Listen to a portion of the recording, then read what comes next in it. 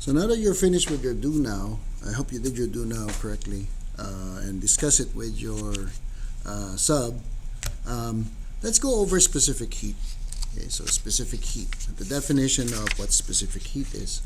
So specific heat is defined as the amount of heat energy needed to raise 1 gram of a substance 1 degree Celsius in temperature.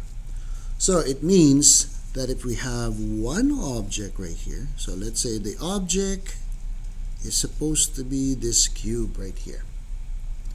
The object, let's say the initial temperature of the object is 35 degrees Celsius, and the mass of the object is 1 gram. And 1 gram is also equivalent to 0.001 kilogram. Okay.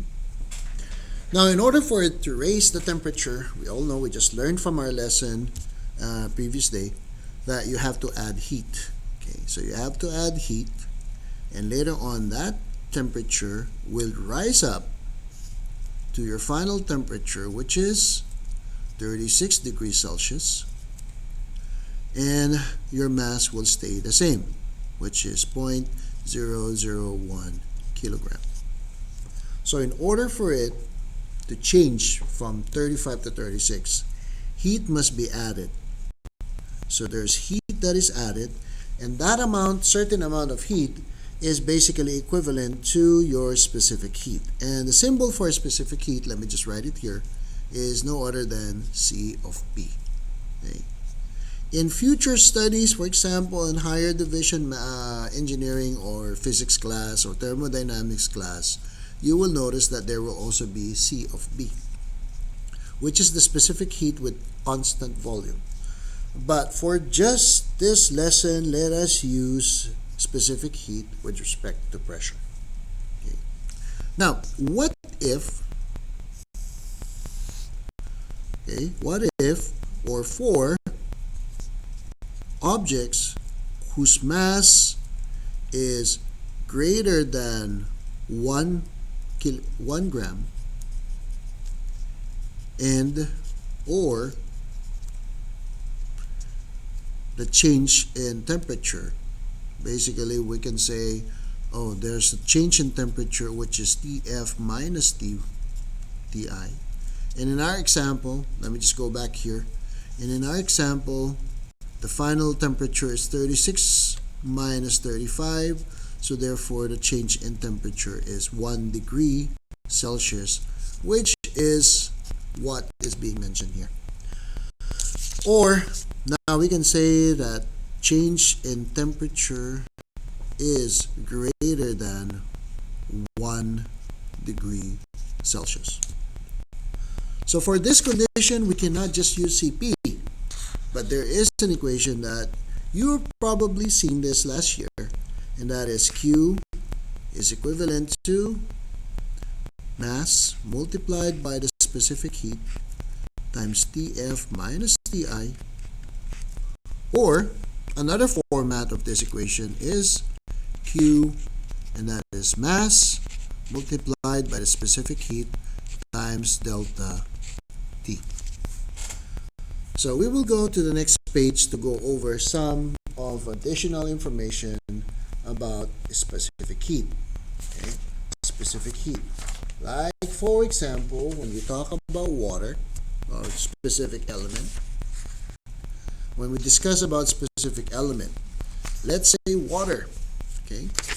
And please read those nice information that is provided to you in this note. So water is basically our number one solution, or number one material. And if we're talking about pure water, this is 4184. In your life science, like biology or life science with Miss DeAndre, 4184 is basically 1 calorie. This is equivalent to 1 calorie. So calorific value. And 1 calorie is 4184 joules. And sometimes you're going to have a different unit. So this is 4 point, instead of 4,000, 4,184. you divide by 1000, so your value will be kilojoules per kilogram degrees Celsius. Same thing if you are using joules per gram degrees Celsius. So this will be the values. My suggestion now is let's go over examples. So we have 4 different examples where we can solve for different required information as we're working on the equation that we just learned. So for example, number 1, how much energy is required to heat up 35 grams of gold? So let's say I have this item right here. And we all know that the material is made out of, let's say, well, it's not let's say, but the material is made out of gold. So it means the symbol for gold is AU. And if I'm going to go to my table right here, let me look for gold. And gold is right here. So gold. So the specific heat of gold, AU, is 129 joules per kilogram degrees Celsius, while the initial temperature is 10 degrees Celsius and the final temperature is 50 degrees Celsius. Now let's simplify it. And any other information that we know. So we have mass is 35 grams. And let's convert this first into kilograms. So there are 1,000 grams in 1 kilogram. So let's divide this thing with 1,000. And that is equivalent to 1 kilogram. So mass is 0.035 kilogram. 0.035 kilogram. Now let's proceed by using the equation. The equation is Q, and that is mass, Cp, and let's use dF minus di since you are provided with both dF and di. Let's just plug it in. Q, mass of 0.035 multiplied by 129 times the change in temperature, which is 50 minus 10, and our answer will be 0.035 times 129 times 40. So your answer will be 180.6 joules. Is this absorb or release? It is absorb because it's positive. If it's released, then it's negative. So now let's use the next page, which is page number 3, to answer all of the remainder of the example. So now let us continue with example number 2. So now I'm on my second page. I just dismantled my paper so it's easier for me to show it to you guys. So let's go over example number 2. Example 2, when 1,500 joules of energy are lost. Okay, so for example, let's say this is my object. Energy is lost, so it means it's leaving. And when we talk about energy here, we're talking about thermal energy that is moving, and that is heat. So Q is negative 1,500 joules. The mass of the object is 0.12 kilograms. And the temperature decreases. So this time, our Ti is greater because it decreases. So 45 degrees C, and the final temperature is at 40 degrees C. All information are provided to us. So now, what are we solving for? We're just solving for the value of specific heat. So what is this specific heat? let's move on. So let's use the equation Q is equivalent to MC. Since we're provided with Ti and Tf, so let's use Tf minus the equation. Let's plug it in. So this one will give us 1,500 joules. The mass is 0.12 and multiplied by Cp. So what we're going to do, we're just going to multiply, or we're going to put all those numbers close to one another, and then the variable to be at the very end. It's just going to give us the same answer anyway. So this will be 45 or 40 minus 45. If you notice, the answer right here will be negative 5 degrees.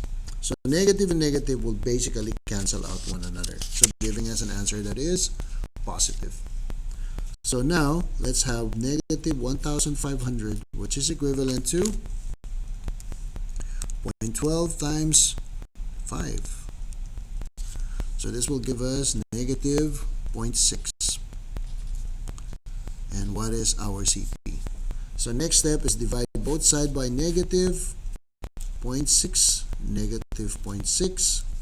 So therefore, if this one cancels out, so the value of Cp is 1,500 divided by 0.6, and that is 2,500 joules per kilogram degree Celsius. So just in case they ask you what is the material, all we have to do is go back to our table and look for this value of 2,500. So what kind of material do we have here? This is no other than the material wood. So this is made out of wood. Okay? So this is your material, that is wood. Just in case you're being asked to answer that question. Okay, let's go to the third question. Okay, third question. Third word problem. It states over here that the mass of a block of concrete gains 52,800 joules. So gains. So Q is positive of energy when its temperature increased by 5 degrees Celsius. So this time we are not given Tf or Ti. From the word increase, that means that we're looking for T, delta T. So this is our delta T of 5 degrees Celsius. Okay, so when you see the word increase, that is positive. What if it's decrease? It's negative 5. When it says here, lose, release, okay, that will be negative Q. But in our case, that means gain, so you're gaining, so you're adding, so that's positive. So let's write down the information that we know. The mass, we're solving for the mass of the block for number 3. So what is our mass? We all know the specific heat of concrete is provided to you, which is right here. It's 880. So Cp is 880 joules per kilogram degree Celsius. So where did I find it? Table from page 2.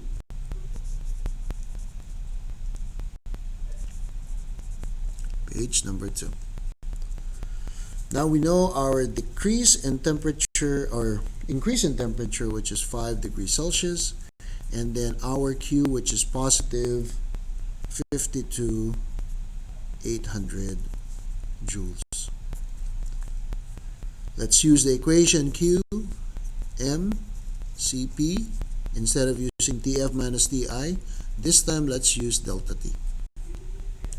Let's plug in the values, 52,800, which is equivalent to our mass. We don't know the mass, so let's solve it. 880 multiplied by 5. So our mass, so let's divide both sides by 880 times 5. This 2 cancels out. So 880 times 5. Now our mass is equivalent to, let's use the calculator. So So 5 to 800 divided by 880. 5. So we have 12 kilograms. So that will be the answer. So our answer for number 3 is 12 kilograms. Now let's work on question number 4. Question number 4 is very simple. This time we're solving for delta T. It says over here, a 0.2 kilogram sample, which is your mass, and the material is aluminum with 5,000 joules of energy. Okay, is provided with, so you're adding Q of 5,000 joules. What will be the change in temperature? Okay. Looking at the table, what is the specific heat of aluminum? Aluminum is 900 joules per kilogram degrees Celsius. Cp of aluminum. And we're solving for the delta T. What will be the increase in temperature? If the mass is 0.25 kilograms,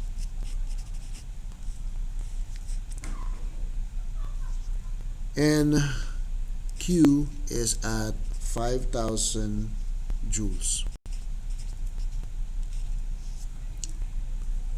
Let's use the equation. Q is equivalent to mCp delta T. Q is 5,000 joules, mass is 0.25, Cp is 900, delta T. So this time I want to simplify it first before I divide it. So what is 0.25 of 900? That is 225 and delta T. So now it's your mathematical skills that is required. You divide both sides by 225. 225. So 225 cancels out. Divided by 5,000. Don't forget that. That's another 0. Divided by 5,000. And it will give you an answer of delta T that is equivalent to 22.22 degrees Celsius. At this point, you will be working on your own exit ticket, 3 word problems with the same nature. Good luck, and make sure that you submit all of your exit ticket by the end of the period.